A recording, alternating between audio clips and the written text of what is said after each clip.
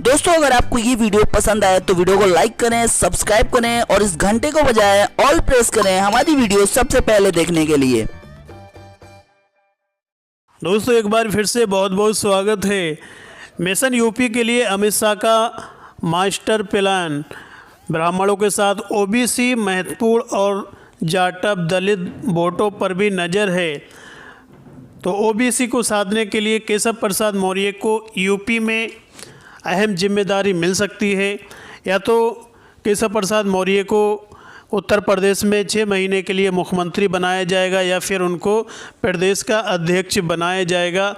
कुछ बड़े जिम्मेदारी यहाँ पर मिलने वाली है। आपको बता दें, उत्तर प्रदेश में पंचायत चुनाव हुए थे जिसमें बीजेपी को हार मिली, समाजवादी पार्टी ने बढ़त बनाई।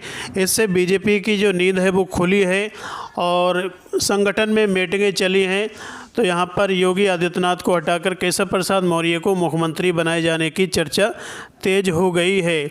तो यहाँ पर हम बात करेंगे भाजपा के मिशन 2022 के अंतर्गत एक बार फिर समाज के सभी वर्गों को साधने की कोशिश शुरू कर दी गई है। जितिन प्रसाद जैसे ब्राह्मण चेहरे को महत्व देकर पार्टी ब्राह्मणों को साधने की कोशिश कर रही है।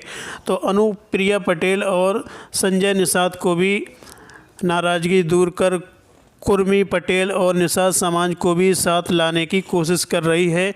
प्रदेश की लगभग 41.5% आबादी ओबीसी समुदाय को साथ लाने के लिए केशव प्रसाद मौर्य को प्रदेश अध्यक्ष बनाने की चर्चा जोरों पर है। पार्टी गैर जाटव वोटरों को भी साधने की कोशिश कर रही है, जिसके लगभग 48% मतदाताओं ने 2019 के लोकसभा चुनाव में उसे ही वोट दिया था।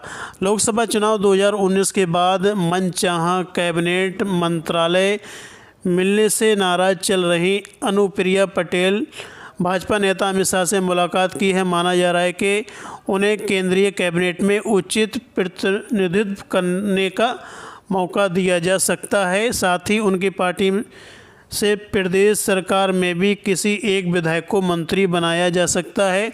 निषाद पार्टी के नेता संजय निषाद भी अमित शाह से मिले हैं। अगले चुनाव को लेकर उनकी मुलाकात को बेहद महत्वपूर्ण माना जा रहा है। उन्हें भी मंत्रालय में उचित भागीदारी देकर निषाद समाज तक एक बेहतर संदेश देने की कोशिश की जा रही है। पूर्वांचल में राजभर वोटरों का अपना एक अलग महत्व है। इन वोटरों और वर्ग को साधने के लिए भाजपा एक बार फिर सक्रिय हो गई है। उसने ओम प्रकाश राजभर को एक बार फिर साथ लाने की कोशिश शुरू कर दी है। कहा जा रहा है कि केंद्रीय कैबिनेट के एक वरिष्ठ मंत्री को उनसे बातचीत कर उन्हें साथ लाने की जिम्मेदारी सौंप दी गई है। पिछले विधानसभा चुनाव के बाद कथित तौर पर सरकार में उचित जगह न मिल पाने के बाद उन्होंने अपनी जगह अलग चुन ली है। किस वर्ग से कितने वोट मिले? दरअसल पिछले लोकसभा चुनाव में भाजपा ने उत्तर प्रदेश में एक बार फिर शानदार प्रदर्शन करते हुए 80 में से 62 सीटें जीती थीं। 2 सीटें उसकी सहयोगी दल अपना दल एस को प्राप्त हुई थी।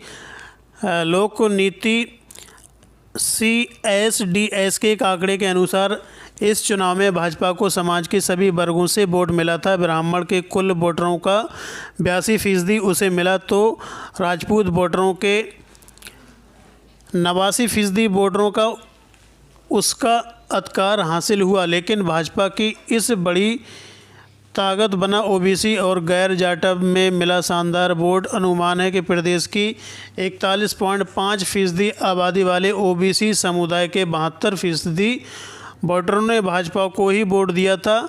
इस प्रकार कुर्मी समुदाय से 80%, जाटव समाज से 17% और अन्य दलित समुदाय के 48% वोटरों ने भाजपा को वोट दिया था, जिसके कारण अन्य विपक्षी दल उसके आसपास भी नहीं भटक पाए। अनुमान है इस चुनाव में 8% मुस्लिम समाज विशेषकर महिलाएं ने भाजपा को वोट दिया। इसके अलावा वैश्य समुदाय के 70%, अन्य और सरबड़ों के 84% और जाट मतदाताओं ने 91% भाजपा को अपनी पहली पसंद बताया। यादव समाज को परंपरागत तौर पर समाजवादी पार्टी का वोटर माना जाता है, लेकिन पिछले चुनाव में लगभग 23% यादव मतदाताओं ने भाजपा को वोट दिया। सबको साथ लेना पार्टी की नीति। भारतीय जनता पार्टी के नेता प्रेम शुक्ला के अनुसार भाजपा जातीय राजनीतिक में विश्वास नहीं करती है, वह समाज के सभी वर्गों को साथ लेकर आगे बढ़ने की कोशिश करती है। सत्ता में केंद्र में भी वह समाज के सभी वर्गों को उचित प्रतिनिधित्व देती है। पार्टी की इस नीति का परिणाम है कि उसे समाज के सभी वर्गों का समर्थन हासिल होता है। उन्होंने कहा कि प्रधानमंत्री नरेंद्र मोदी सबका साथ सबका विश्वास की नीति में यकीन रखते हैं और पार्टी की ये नीति हमेशा बनी रहेगी।